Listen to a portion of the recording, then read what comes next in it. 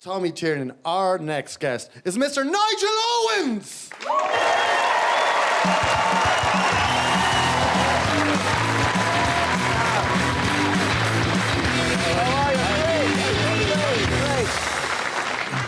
It's an awful thing, the way modern culture is, that you only know something small about a person. And I heard the gay referee. Yeah, that'd be about right. Yeah, that'd be right. Yeah, yeah. But bent off the field, not on it. Just, hey! So, tell us that story. That would be all I would know about you. Yeah. No, they're two different things, of course. But well, yeah, they are. Well, I started refereeing before I was gay, so we'll get that straight. So to be, without any puns. Yeah, I started refereeing at 16 years of age, but I sort of came out in my mid-30s, really, although I started realising that I was different to the norm of being brought up in a small rural village in the community of West Wales. And at 19 years of age, I started realising that I was different to the way I'd been brought up. As an only child, brought up by my mum and dad. I just want to kiss blokes. Yeah.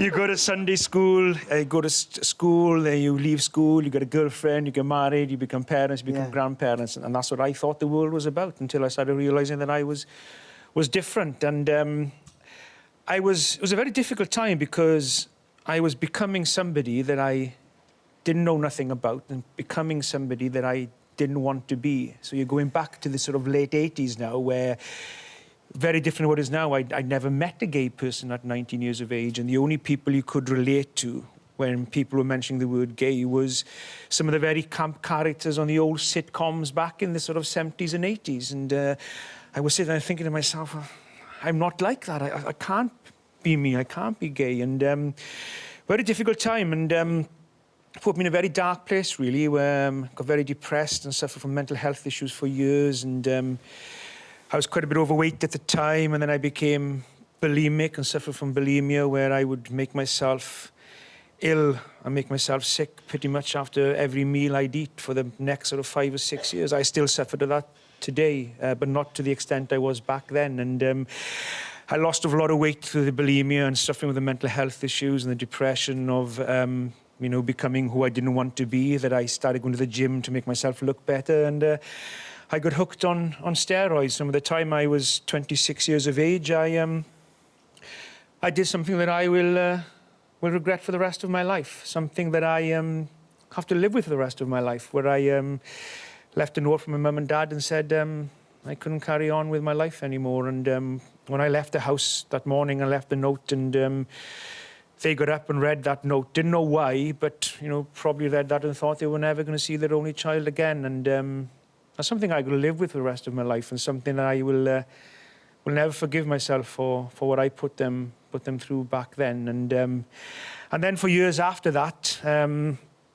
I was sort of dealing with it then, still living a lie, although I accepted it myself, because I think the biggest challenge you'll come across in life, whatever it is, in my case it was dealing with my sexuality and dealing with the mental health issues. And if you have any issues in your life, whatever they are, no matter how trivial they may be to other people, until you accept there are issues, you can't do nothing about them. And that was the biggest challenge, really. And when I was sort of airlifted to hospital when I'd overdosed on paracetamol that night and sort of was intensive care for 2 or 3 days, and after coming out of intensive care, and, you know, the doctor said, look, you're a very lucky young man, in another 20 minutes, it would have been too late to save you. And people came to visit me, my family and friends, and my mum and dad left, and my mum came back after everybody had gone, and she said, if you ever do anything like that again, then you take me and your dad with you, because we don't want to carry on our lives without you. And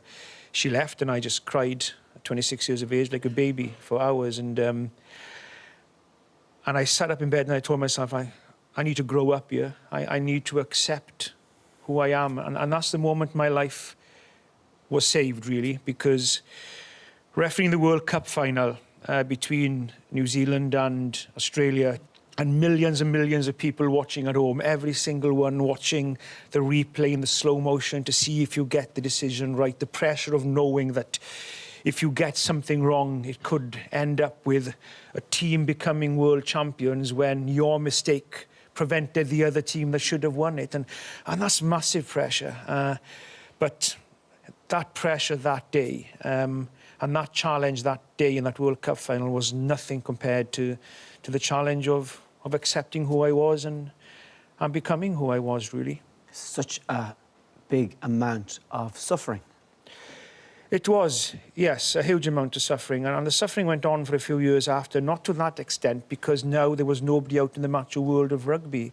And I had to live a lie for the next few years. And the wonderful sport of rugby union, the Welsh Rugby Union and World Rugby and everybody involved in the sport had allowed me to be who I am. Because it doesn't matter who you are. It doesn't matter what country you come from, what the colour of your skin is, your sexual orientation or your religious beliefs. You know, none of those should matter one bit. All that should matter is that if you were a decent human being, that you had to be treated the same. And I emphasise the same, no better and no worse, just the same as everybody else, not only in sport, in my case, but in society, in everyday life. And there's one thing that today's society lacks, and I think that is respect. And rugby upholds the tradition of respect, in my humble opinion, better than any other sport in the world. And rugby has allowed me to be who I am today. And if it hadn't, and my family and friends, the community that I'm very fortunate to live within, has allowed me to be who I am, I wouldn't be here speaking to you now. What was it like telling your parents? Very difficult. I text them all. You texted them? I texted them, yeah. I told my mum is the only person I sat down face to face and told. Was there an emoji for I'm gay? Well, no, there was. It wasn't back then, no.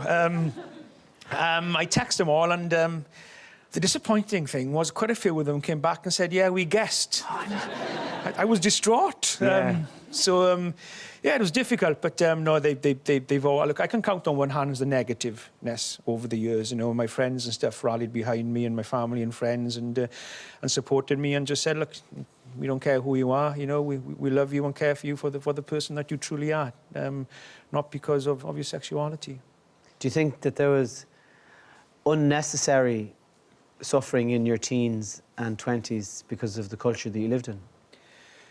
Definitely, without a shadow of a doubt. And it affected my life. I lost out on a lot of things that I can never get back, you know. Going with your mates. Although I went out with my mates on a Saturday night, you know, I was too afraid to sort of go out and get drunk unless something slipped out. You know, something slipped out. I said something was, you know, I would say something would slip out. I was going to say something when you said all your friends were rallying behind you, but I left it, so... I suppose... I suppose maybe what... I don't know...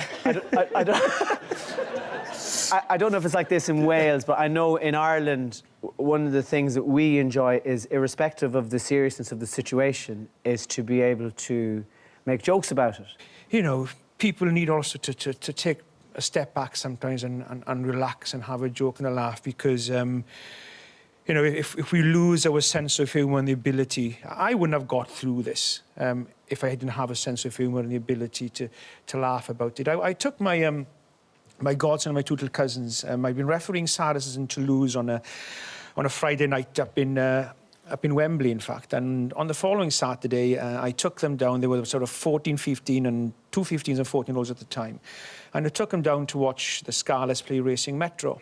And I'm watching the game, and when I go to watch a rugby game, I sit in the crowd, and I put a hoodie on my head, because I know what'll happen if a referee makes a decision that everybody doesn't like. They'll all turn around and they blame me, and it's got nothing to do with me. So I'm sitting there watching the game, and the referee makes a decision, and somebody in front shouts out, oh, typical, the bloody bent referee again, meaning as in bent to cheat. And then somebody then, sitting about 2 rows over and 2 rows in front of me, shouts out, oh, no, that's Nigel Owens, and he's not reffing tonight. So my little cousins now were sitting around me, and they're going, oh, what's going to happen here now? He's going to kick off here? You know, expecting me to say something. And this person, what he shouted, I knew that he tried to be funny, and I giggled to myself. I thought, that is funny. And within a couple of seconds, people started saying, "Oi, he's sitting back there." Of course, this guy just went white. He went white, and he turned round and he went, "Oh my God, Nigel," he said, "I'm really sorry." He said, I didn't mean that in a bad way at all. And I knew he didn't. And I said, "Listen, no offence taken at all," because I knew in the context that what he said and the way that he meant it. There might be teenage kids watching this who are gay and maybe feeling the same situation that you did. What would you say to them? I would say to them that... Would you say to them to give women a lash first to see if you like it? No? Just like, to be sure. To be sure, yeah, well, I did, and I'm pretty sure, so... The most important thing, whatever it is to talk about it. Accept, first of all, that there is something that is worrying you and getting you down.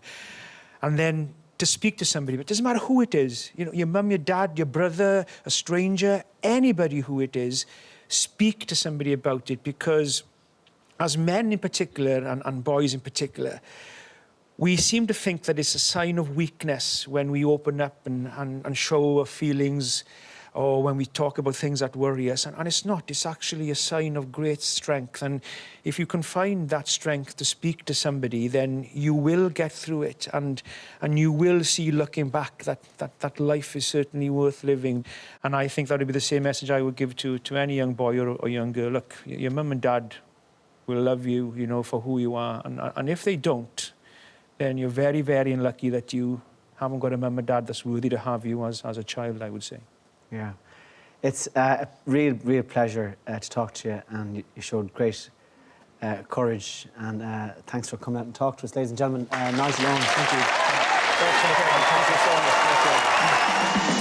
much.